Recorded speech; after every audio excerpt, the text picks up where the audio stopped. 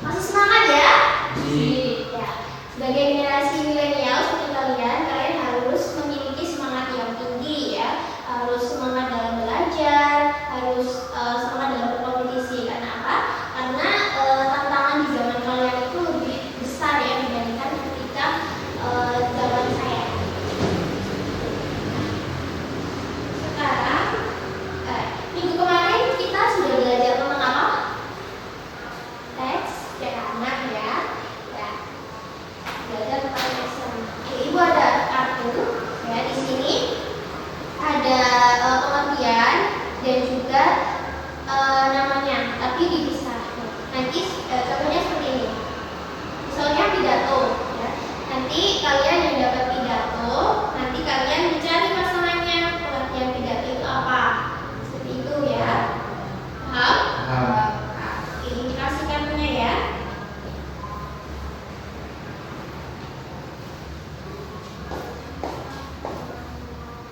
Oke.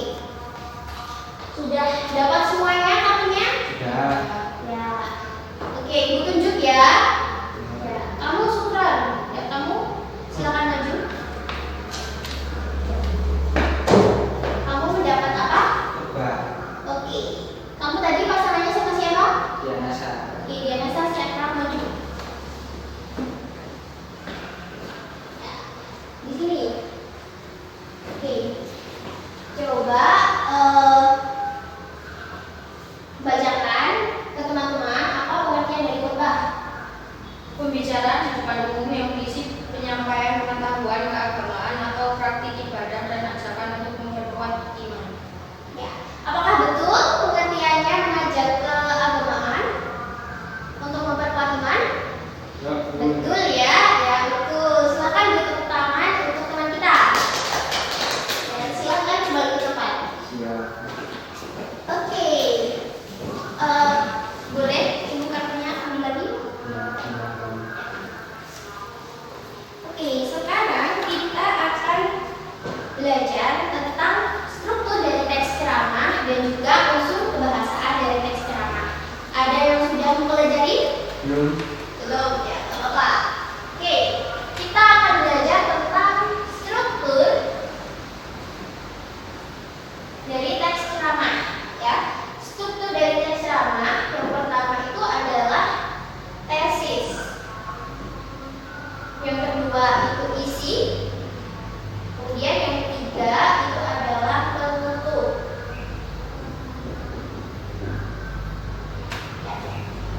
Bagian tesis itu berisi tentang pengenalan isu apa yang ingin diangkat atau pandangan dari sang pembicara. Itu bagian tesis.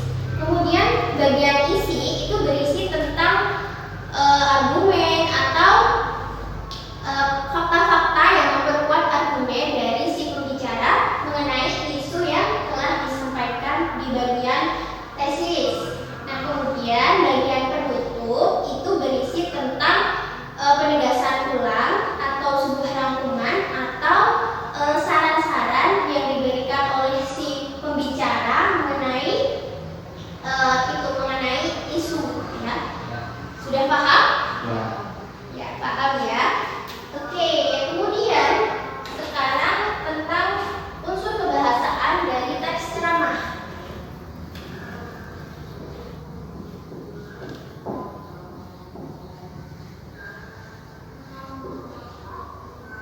Ada yang sudah tahu unsur kebahasaannya apa saja?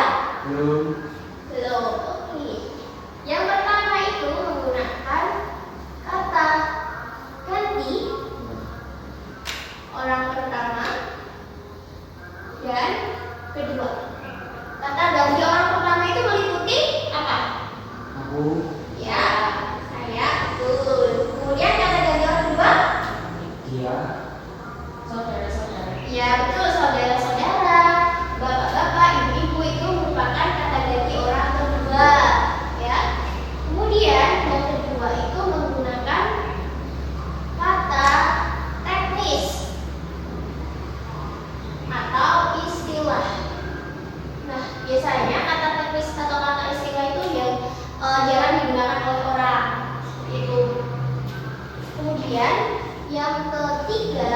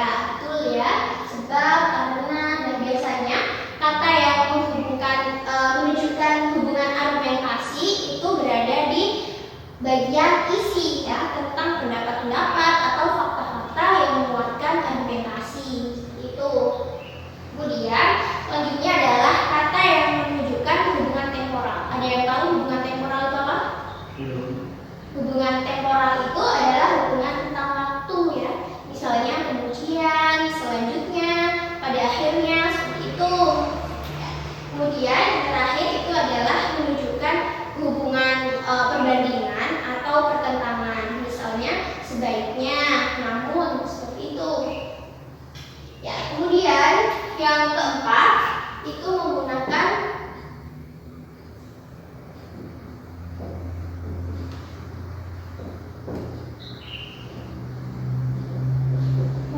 kata kerja mental. Ada yang tahu kata kerja mental?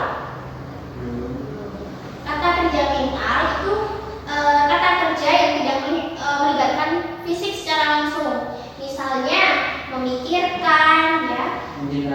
Ya, betul itu kata kerja mental. Ya. Kemudian yang terakhir, unsur kebahasaan yang terakhir itu adalah menggunakan kata kerja persuasif. Kata kerja persuasif itu ya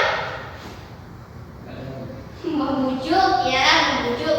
Ayo, spring. Ya, misalnya ayo, kemudian apa lagi?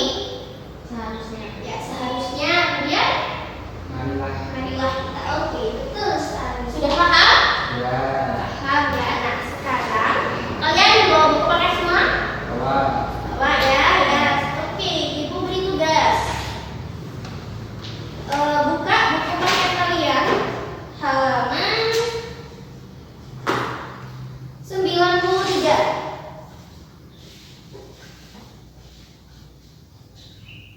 Sudah ketemu halaman 93? Nah, di situ ada teks ceramah ya. Ya. Oke. Nah, berdasarkan yang Ibu jelaskan tadi, itu kan ada struktur, ada unsur kebahasaan. Nah, di teks ceramah tersebut kalian identifikasikan ya, mana yang merupakan bagian tesis, mana bagian isi, mana bagian penutur, seperti itu. Nah, kemudian nanti dijelaskan kenapa paragraf, misalnya ya, kenapa paragraf 1 disebut tesis? Oh, karena menunjukkan tentang pengenalan isu, seperti itu ya. Ya, selanjutnya kemudian juga unsur kebahasaannya, ya, mana yang termasuk kata ganti, mana kata ganti orang pertama dan kedua, seperti itu ya. Ya, sudah paham? Ya. Ya, silahkan kerjakan, Ibu beri waktu 30 menit, oke? Oke, silahkan dikerjakan.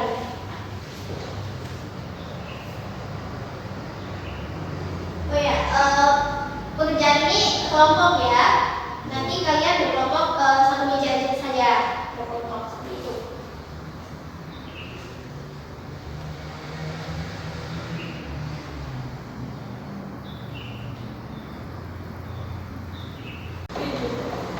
Ya, sebelum nanti kalian presentasikan hasil kerja kalian, kita ice breaking lebih dahulu ya, supaya kalian tidak ngantuk. Oke? Ya, silakan kalian berdiri. Berdiri. Oke, ikuti gerakan Ibu ya. Hafalkan juga. Oke.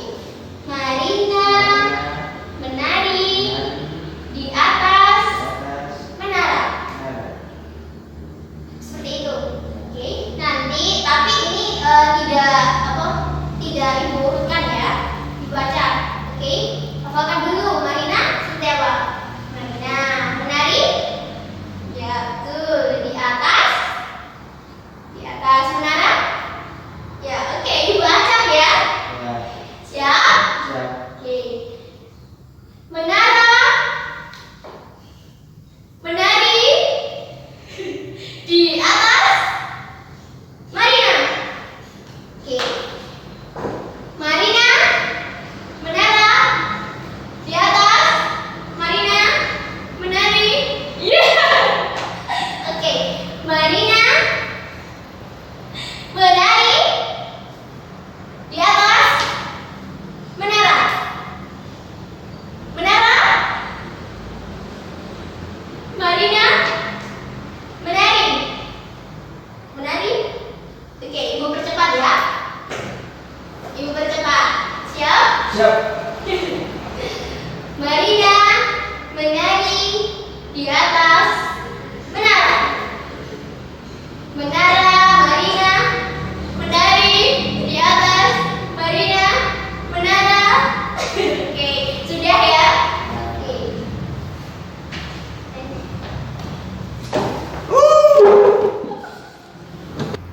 Baik, sudah selesai?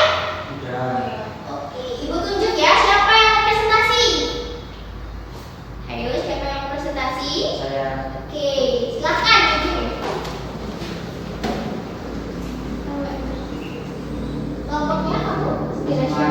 Ya. Oke, silakan untuk maju. Silakan dibacakan hasil pekerjaan kalian. Ya, berikut adalah analisis struktur teks di atas. Di atas mana? Di bawah maksudnya.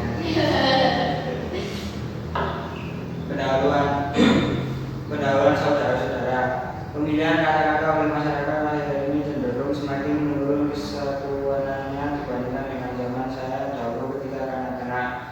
Hal tersebut tampak pada ungkapan-ungkapan banyak kalangan dalam menyatakan pendapat dan perasaan-perasaannya, seperti ketika berdemonstrasi ataupun rapat-rapat umum. Kata-kata mereka kasar atau sarkastis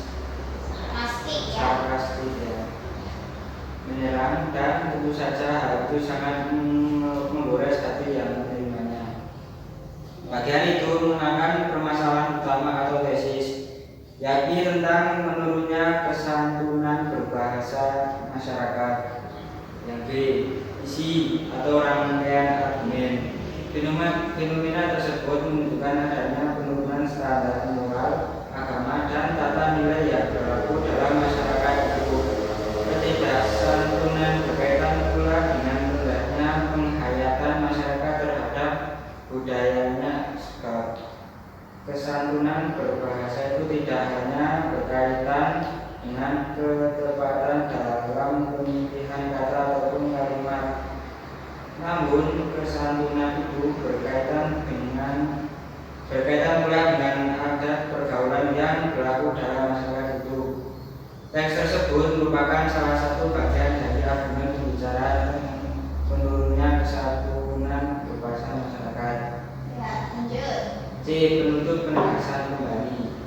Berbahasa santun seharusnya sudah menjadi suatu tradisi yang dimiliki oleh setiap anak sejak kecil.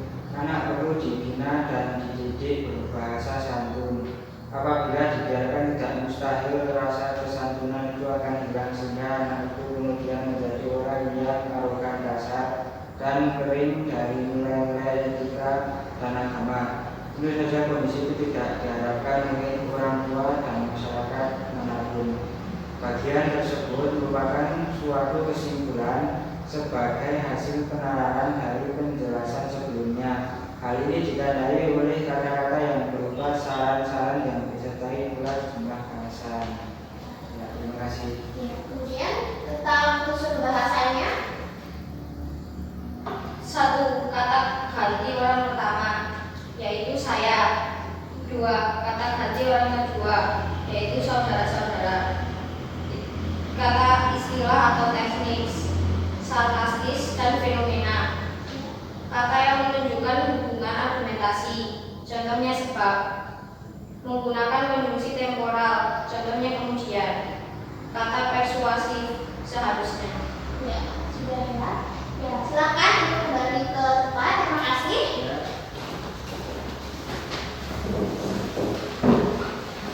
Ya, baik.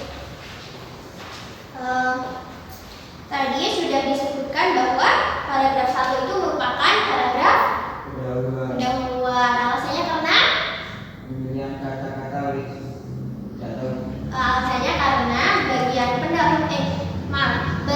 paragraf 1 itu berisi tentang permasalahan permasalahan utamanya. Masalah utamanya itu adalah masyarakat yang menurunnya kesantunan berbahasa. Ya. Sudah betul ya tadi bagian isi itu paragraf kedua, kemudian bagian penutup itu merupakan paragraf ketiga. Ya, di sini mau akan menambahkan tadi ada yang belum disebutkan ya tentang kata yang menunjukkan perbandingan atau pertentangan. Ya, kata itu adalah di sini. Namun, kesantunan itu berkaitan pula dengan ada pergaulan yang berlaku dalam masyarakat. Nah, kata yang menunjukkan perbandingan dan pertentangan itu apa? Di kalimat